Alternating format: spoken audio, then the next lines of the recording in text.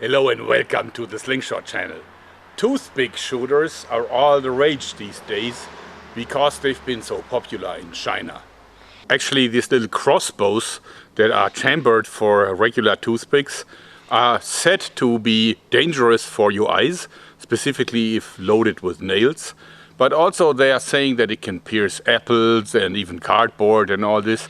I don't doubt it, and I think they're pretty cool.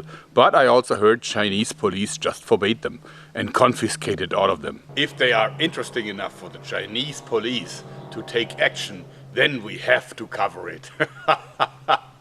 So first I was looking into something that everybody can make at home with just stuff that you have probably in your desk as a schoolboy. So the first thing that came to mind was rulers. You know, you can get these in wooden and plastic and also steel versions. And those can probably be used well for making your own toothpick crossbow. The wooden ruler is somewhat flexible, but I don't think that it is flexible enough to make a nice crossbow. Probably we can use it for the stock though. The steel ruler is far better suited for it. It almost looks like a crossbow thing in itself. But of course it can bend, so we have to be very careful to not overdo it. Therefore I decided to make a prototype, this one. It is very, very ugly but functional. Let me show you its features. So as you see, you have the steel ruler in front with a little bit of string attached. I filed in some grooves so that the string would stay in place. And there is a little guide from above that makes sure that the toothpick isn't falling out. And as you see, I've also filed a little groove in here. The trigger really is only a little bit of the wooden ruler glued together with CA glue. And then what you can do is, if you pull the trigger, you see that it shifts the string above the edge, like this. So you cock it. Okay. Then it looks like this. Then you take a toothpick. Of course we used scissors to cut off one of the tips. And we load it in, like that. As you see, the top guide is keeping it in place. And then we can fire. Let's see if it sticks in the archery mat. Cock it. Take the toothpick. Load it in. Take aim and fire. Hey, it sticks in! Who would have thought? Let's do one more.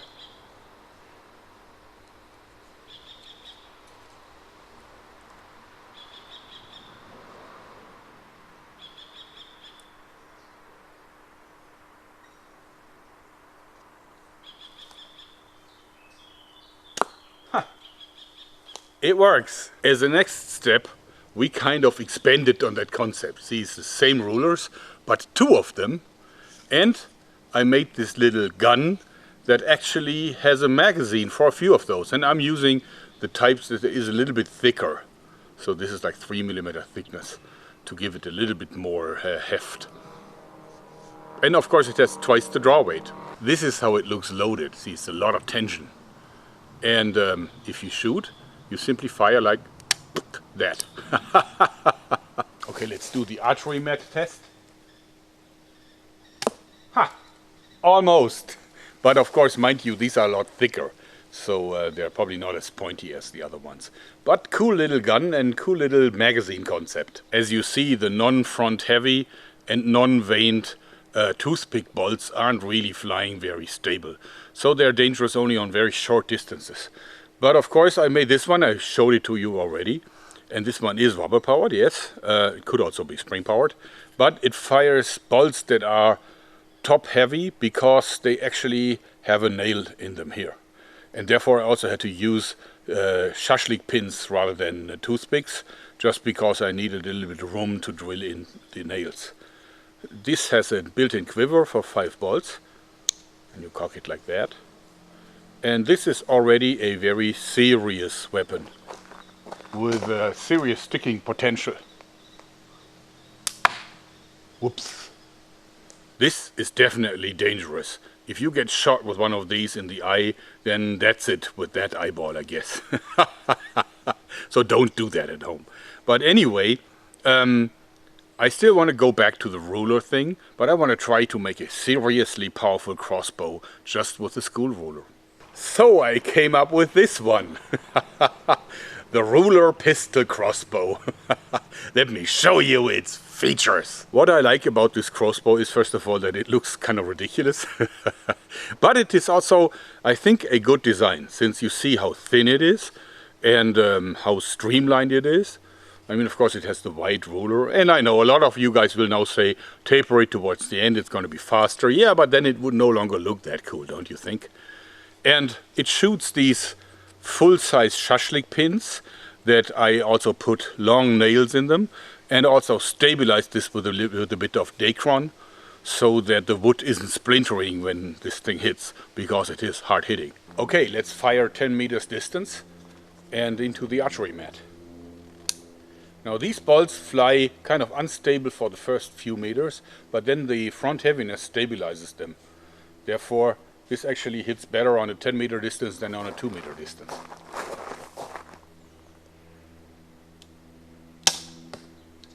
Okay, that was pretty good. Do one more.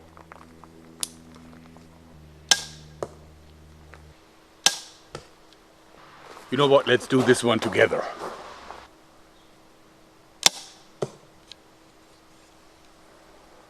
Now that one was a little bit off, but these are pretty good. Alright, now we have increased the distance to 30 meters. Let's see if the ruler pistol crossbow can still hit something from that distance.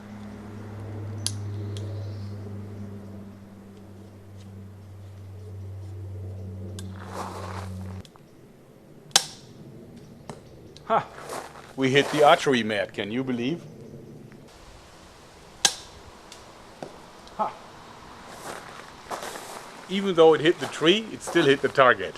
It's not so bad for a homemade pistol crossbow from 30 meters distance with a very, very basic sighting system. So 4 crossbows, what do I think of them? Well, I kind of like all of them. I like this one because it's so simple to make and it looks so crude. And it reminds me about school. I like this one because of the magazine and because of the fact that it's using 2 crossbow limbs. I like this one because it's rubber based and it's actually a cute little shooter with a built-in quiver. But I think I like this one the most because it shoots so fine and it is so simple and straightforward. Yeah, that's my favorite. But for future projects, this one has the biggest promise in going bigger.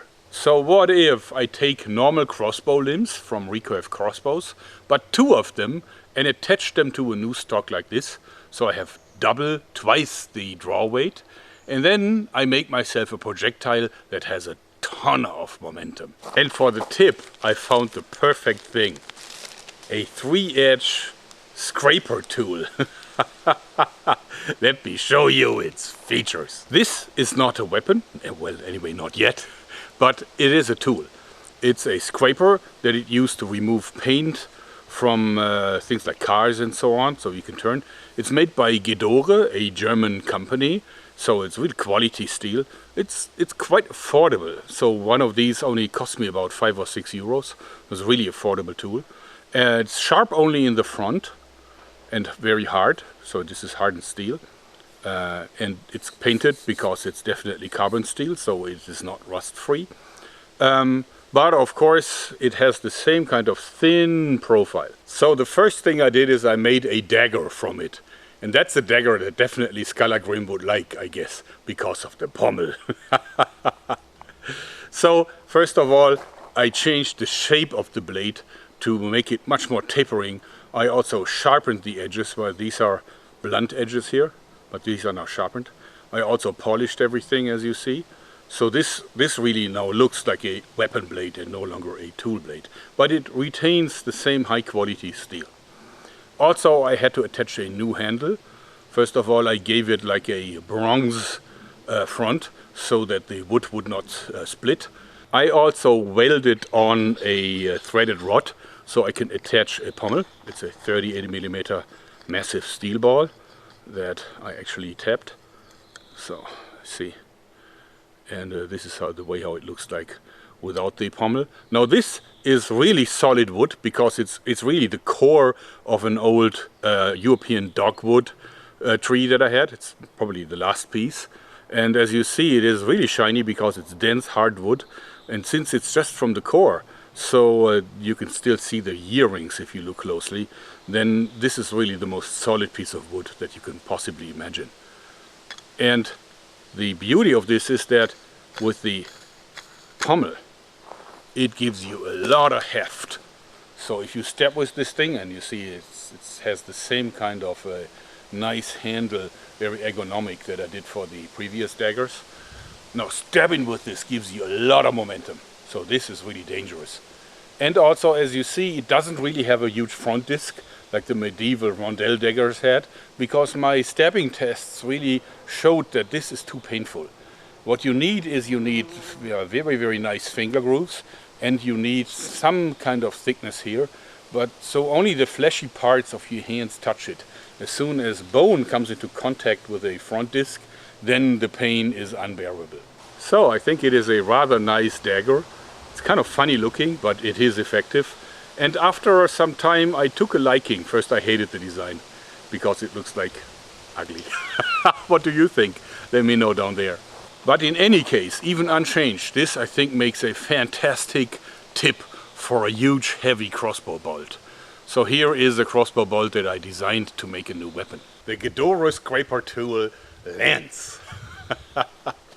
As you see, I simply attached the Ghidorah tool to a 20mm wooden rod, and I also reinforced the tip with a 20mm steel tube so that it cannot split.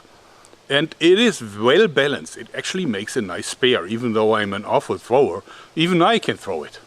As you see, it's nicely balanced. Fairly good, don't you think? Its penetration power is amazing.